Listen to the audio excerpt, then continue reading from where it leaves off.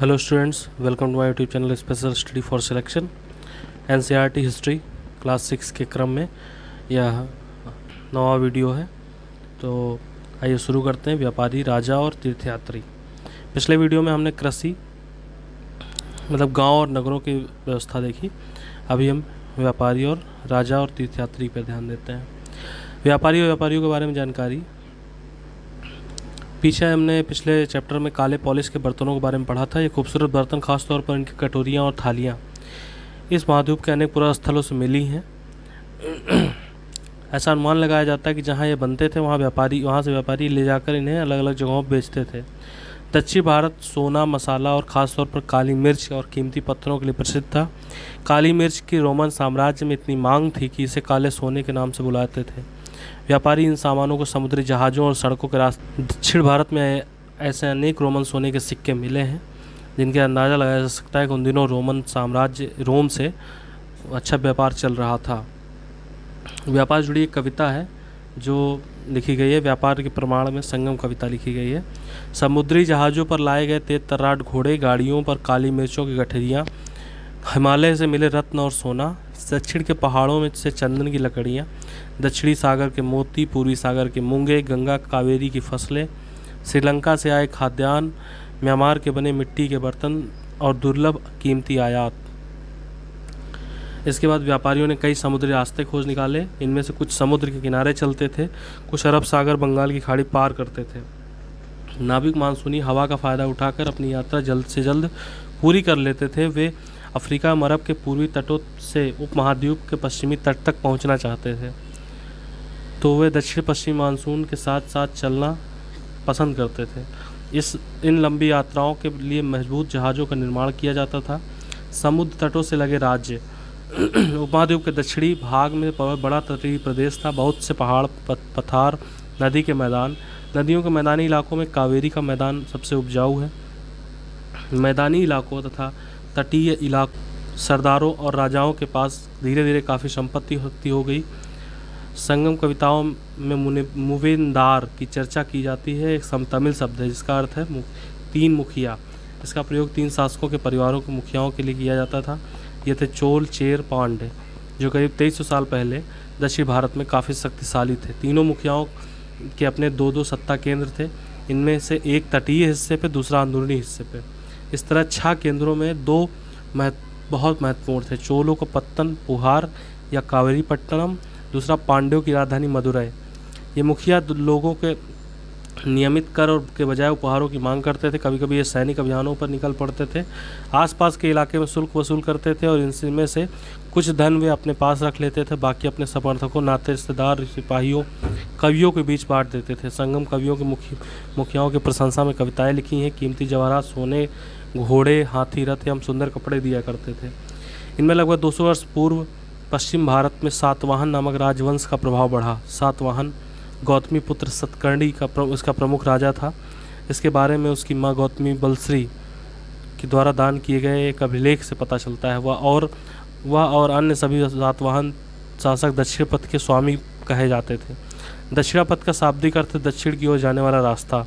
पूरे दक्षिणी क्षेत्र में के लिए यही नाम प्रचलित था। श्री सतकर्णी ने पूर्वी, पश्चिमी और दक्षिण तटों में अपनी सेनाएं भेजी। रेशम मार्ग की कहानी। कीमती चमकीले रंग, चिकनी और मुलायम बनावट की वजह से रेशमी कपड़े अधिकांश समाज में बहुमूल्य माने जाते थे। रेशमी कपड़ा तैयार करना एक जटिल प्रक्रिया थी। रेशम के कीड़े का कच्चा रेशम निकालकर सूत की कताई होती थी, फिर उससे कपड़ा बुना जाता था। रेशम बनाने की तकनीक का आविष्कार सबसे पहले चीन में करीब 7000 साल पहले हुआ, यानी कितना पहले। इस तकनीक में हज़ारों साल तक बाकी दुनिया से उसने छिपा के रखा। ये चीन से पैदल, घोड़ों और ऊँटों से कुछ लोग दूर दूर जगह पर जाते थे और अपने साथ रेशमी कपड़े लाते थे। यात्रा करते थे, उसे रेशम मार्ग के नाम से प्रसिद्ध हो गया था। कभी कभी चीन के शासक ईरान, पश्चिमी एशिया के शासकों को उपहार स्वरूप रेशमी कपड़े देते थे। रेशम के बारे में जानकारी और भी पश्चिम की ओर फैल गई। करीब 2000 साल पहले रोम के शासकों ने धनी लोगों के बीच रेशमी कपड़े का पहनना एक फैशन था। इनकी कीमत बहुत ही ज़्यादा होती थी क्योंकि चीन में इसे लाने के लिए दुर्गम पहाड़ी रेतीले इलाकों से निकलना पड़ता था। यही इन्हीं रास्ते में आसपास के लोग व्यापारी से यात्रा शुल्क मांगते थे। सिल्क रूट उनकी शाखाओं को दिखाया गया है। कुछ शासक बड़े बड़े हिस्सों पर अपना नियंत्रण चाहते थे, क्योंकि रास्ते पर यात्रा कर रहे व्यापारियों ने उन्हें कर शुल्क तोहफे मिलते रहे। इसके बदले शासक व्यापारियों को अपने राज्य से गुजरने देते थे और लुटेरों और आक्रमण से सुरक्षा करते थे। सिल्क रूट पर नियंत्रण रखने वाले शासकों में सबसे प्रसिद्ध कुषाण थे। 2000 साल पहले मध्य एशिया और पश्चिमोत्तर भारत में इनका शासन था। पेशावर, मथुरा दो प्रमुख शक्तिशाली केंद्र थे। तक्षशिला भी इन्हीं के राज्य का हिस्सा था। शासनकाल में ही सिल्क रूट की एक शाखा मध्य एशिया से होकर सिंधु नदी के मुहाने के पत्तनों तक जाती थी। यहाँ से फिर जहाज़ों से रेशम पश्चिम की ओर रोमन साम्राज्य की ओर जाता था। इस महाद्वीप में सबसे पहले सोने के सिक्के जारी करने वाले शासकों में कुषाण थे। बहुत इंपॉर्टेंट, सोने के सिक्के सबसे पहले किसने जारी किए? कुषाण। सिल्क रूट की यात्रा करने वाले व्यापारी उनका प्रयोग करते थे। बौद्ध धर्म का प्रसार। कुषाणों के प्रसिद्ध राजा कनिष्क लगभग 1900 साल पहले शासन किया। बौद्ध परिषद का गठन किया। एकत्र होकर विद्वान महत्वपूर्ण विषयों पर विचार विमर्श करते थे। बुद्ध की जीवनी, बुद्ध चरित्र रचनाकार कवि अश्वघोष कनिष्क के दरबार में रहते थे। अश्वघोष व अन्य बौद्ध विद्वानों ने अब संस्कृत लिखना शुरू किया। मतलब इस समय बौद्ध धर्म की एक नई धारा महायान का विकास हुआ। कब हुआ? कनिष्क के समय। इनकी दो प्रमुख विशेषताएं थी। पहला, मूर्तियों में बुद्ध की उपस्थिति सिर्फ कुछ संकेत के माध्यम से दर्शाई जाती थी। मिसाल के तौर पर निर्वाण प्राप्ति पीपल के पेड़ की मूर्ति भी दर्शाया जाता था, और अब बुद्ध की प्रतिमाएं बनाई जाने लगी। अधिकांश मथुरा में तथा कुछ तक्षशिला में बनाई गई। दूसरा परिवर्तन बोधिसत्व में आस्था को लेकर था। बोधिसत्व उन्हें कहते थे जो ज्ञान की प्राप्ति के बाद एकांतवास हो करते हुए ध्यान साधना कर सकते थे, लेकिन ऐसा करने के बजाय वे लोगों को शिक्षा देने और मदद करने के लिए सांसारिक परिवेश में ही रहना ठीक समझते थे। धीरे धीरे बोधिसत्व की पूजा काफ़ी लोकप्रिय हुई और पूरे मध्य एशिया, चीन और बाद में कोरिया, जापान तक भी फैल गई। बौद्ध धर्म का प्रसार पश्चिमी और दक्षिणी भारत में हुआ, जहां बौद्ध भिक्षुओं के रहने के लिए पहाड़ों में दर्जनें गुफाएं थीं। इनमें से कुछ गुफाएं राजा रानियों के आदेश पर बनाई गई, कुछ व्यापारियों कृषकों द्वारा। इनमें से ज़्यादातर गुफाएं पश्चिमी घाट के दर्रों में बनाई गई। दक्कन के शहरों और तटों के समृद्ध बंदरगाहों और इन्हें जोड़ने वाली सड़कों पर भी इनके दर्रों से होकर गुजरती थी। ऐसा लगता था कि यात्रा करने वाले व्यापारी इन गुफाओं वाले मठों में विश्राम करते थे। बौद्ध धर्म दक्षिण पूर्व की ओर श्रीलंका, म्यांमार, थाईलैंड तक तथा इंडोनेशिया गया। दक्षिण पूर्व में अन्य भागों में फैला। अब इसमें बाईं तरफ मथुरा में बनी बुद्ध की प्रतिमा है और दाईं तरफ कौन सी है? तक्षशिला में बनी। ठीक है, आगे चलते हैं। थेरवाद नामक बौद्ध धर्म का आरंभिक रूप इन क्षेत्रों में कहीं भी अधिक प्रचलित था। थेरवाद। फिर है तीर्थयात्रियों की जिज्ञासा। व्यापारी काफिलों में जहाज़ों दूर दूर जाया करते थे। बहुत से तीर्थयात्री भी उनके साथ यात्रा पर निकल पड़ते थे। तीर्थयात्री वे स्त्री पुरुष होते थे जो प्रार्थना के लिए पवित्र स्थानों की यात्रा करते थे। इसी तरह भारत की यात्रा पर आया चीनी यात्री फायान काफ़ी प्रसिद्ध हुआ। करीब 1600 वर्ष पहले आया था। ह्वेनसांग 1400 साल पहले भारत में आया था, जिसे ह्वेनसांग कहते हैं। करीब 50 साल बाद इत्सिंग आया के 1400 साल पहले के बाद। वे सब बुद्ध के जीवन की बड़ी जगहों और प्रसिद्ध मठों में देखने के लिए भारत आए थे। इनमें से प्रत्येक तीर्थयात्री ने अपनी यात्रा का वर्णन किया। इन्होंने यात्रा के दौरान आई मुश्किलों के बारे में लिखा। यात्राओं में कई वर्ष लग जाया करते थे। जिन देशों और मठों में उन्होंने देखा उनके बारे में लिखा। उनकी किताबों के बारे में उन्होंने लिखा, उन्होंने लिखा, जिन्हें वे अपने साथ ले गए। फायान चीन वापस कैसे लौटा? फायान अपने घर चीन वापस लौटने की यात्रा बंगाल से शुरू की। वह व्यापारियों के साथ जहाज़ पर चढ़ा। मुश्किल से वे 2 दिन ही चल पाए थे कि समुद्री तूफान में फंस गए। व्यापारी अपने जहाज़ को डूबने से बचाने के लिए अपने माल को फेंक कर जहाज़ को हल्का करने की कोशिश करने लगे। फायान ने भी अपने सामान को तो फेंक दिया, लेकिन उसने पांडुलिपि और बुद्ध की मूर्तियों को नहीं फेंका, जिन्हें वो अपनी भारतीय यात्रा में संकलित किया था। 13 दिनों बाद आंधी रुकी। उन्होंने समुद्र का वर्णन इस प्रकार किया। समुद्र असीम है। सूर्य, चंद्रमा, तारों की गति को देखे बिना यह पता लगाना असंभव है कि पूर्व किधर है, पश्चिम किस दिशा में है। अगर बरसात और अंधेरा हो जाए तो जहाज़ को हवा का रुख में ले जाने के अलावा कोई चारा नहीं होता था। जाओ पहुंचने में उसे 90 दिन से ज़्यादा भी लगे। वहाँ 5 महीने तक रुका। उसके बाद दूसरे व्यापारी के साथ चढ़कर चीन पहुँचा।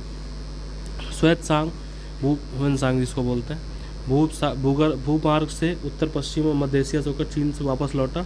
सोने चांदी और चंदन की लकड़ी की बनी बुद्ध की मूर्तियाँ 600 से ज़्यादा पांडुलिपियाँ एकत्रित की, जिन्हें वह 20 घोड़ों पर लाद कर ले गया। 50 पांडुलिपियाँ उस समय खो गई जब वो सिंधु नदी पार कर रहा था। उसकी नाव उलट गई। उसने अपने जीवन का बाकी हिस्सा बची हुई पांडुलिपियों को संस्कृत में चीनी अनुवाद करने में लगा दिया। नालंदा शिक्षा का एक विशिष्ट केंद्र। श्वेतसांग तथा अन्य तीर्थयात्री उस समय सबसे प्रसिद्ध बौद्ध विद्या केंद्र नालंदा में अध्ययन किया करते थे। नालंदा के बारे में इस प्रकार लिखा है कि यहाँ शिक्षक की योग्यता और बुद्धि सबसे आगे है।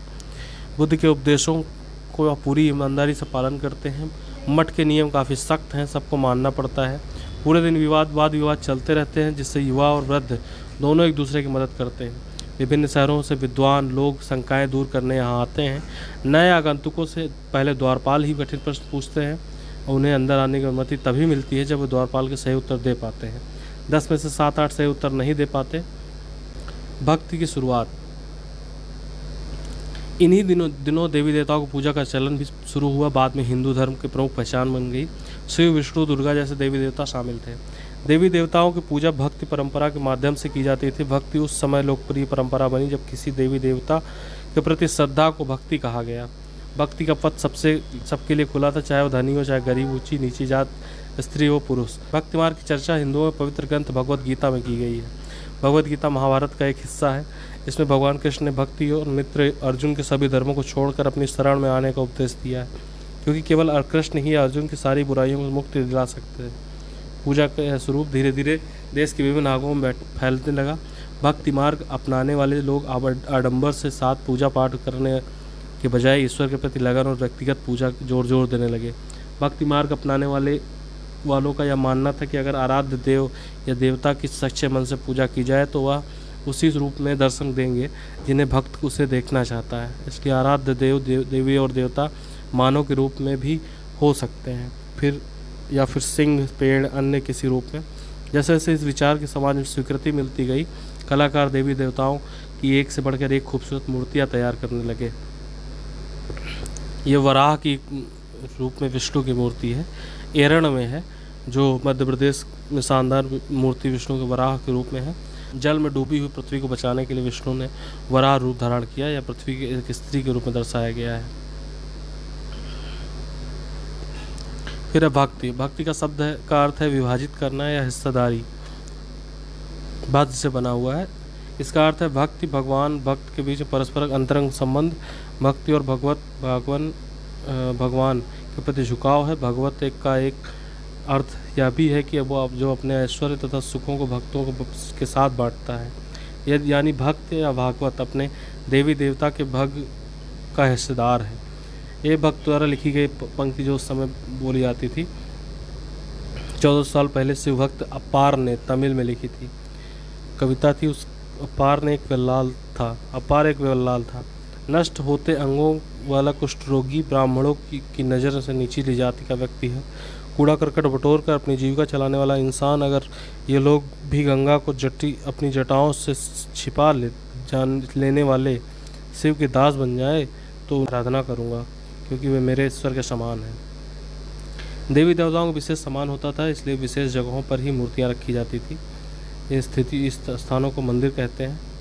भक्ति परंपरा में चित्रकला, शिल्पकला, स्थापत्य कला के माध्यम से अभिव्यक्ति की प्रेरणा थी। हिंदू, इंडिया शब्द की तरह है। सिंधु या इंडस से निकला है। यह शब्द अरबों और ईरानियों द्वारा उपयोग में लाया गया था, जो सिंधु के नदी के पूर्व में रहते हैं। इन शब्दों में धार्मिक विश्वास, सांस्कृतिक परंपराओं के लिए प्रयुक्त होता था। अन्यत्र पर आते हैं। करीब 2000 साल पहले एशिया में ईसाई धर्म उदय हुआ। ईसा मसीह का जन्म बेथलेहम में हुआ था, रोमन साम्राज्य का हिस्सा था। ईसा मसीह स्वयं को संसार का उद्धारक बताया करते थे। उन्होंने दूसरों को प्यार देने और दूसरों पर विश्वास करने का उपदेश दिया। जिस तरह हर व्यक्ति दूसरों से प्यार और विश्वास की उम्मीद करता है, बाइबल में ईसा मसीह के उपदेश की बातें लिखी गई हैं।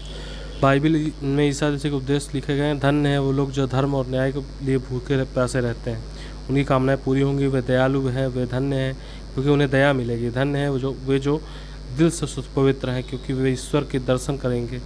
धन्य है वे जो शांति स्थापित कर सकते हैं, वही ईश्वर की संतान कहलाएंगे। ईसा मसीह के उपदेश में साधारण लोग बहुत पसंद आए। धीरे धीरे पश्चिम एशिया, अफ्रीका, यूरोप फैल गया। ईसा मसीह की मृत्यु के 100 साल के अंदर भारतीय उपमहाद्वीप के पश्चिमी तट पर पहले ईसाई धर्म प्रचारक पश्चिम एशिया से आए थे। केरल के ईसाइयों को सीरियाई ईसाई कहा जाता है क्योंकि संभवतः वे पश्चिम एशिया से आए थे। वे विश्व के सबसे पुराने ईसाइयों में से एक थे। रेशम बनाने की कला लगभग 7000 साल पहले चीन में खोजी गई। चोरचियर पांडे 2300 साल पूर्व जो है राज करते थे। रोमन साम्राज्य में रेशम की मांग 2000 साल पहले काफ़ी बढ़ गई। कुषाण शासक कनिष्क 1900 साल पहले रहते थे। फाहियान लगभग 1600 साल पहले आए थे और श्वेतसंग लगभग 1400 साल पहले। ठीक है, तो ये इस चैप्टर में इतना ही। धन्यवाद। अगर आपको ये वीडियो बेहतर लगी हो तो आप हमारे वीडियो को लाइक कर सकते हैं, चैनल को सब्सक्राइब कर सकते हैं और वीडियो को शेयर कर सकते हैं। धन्यवाद।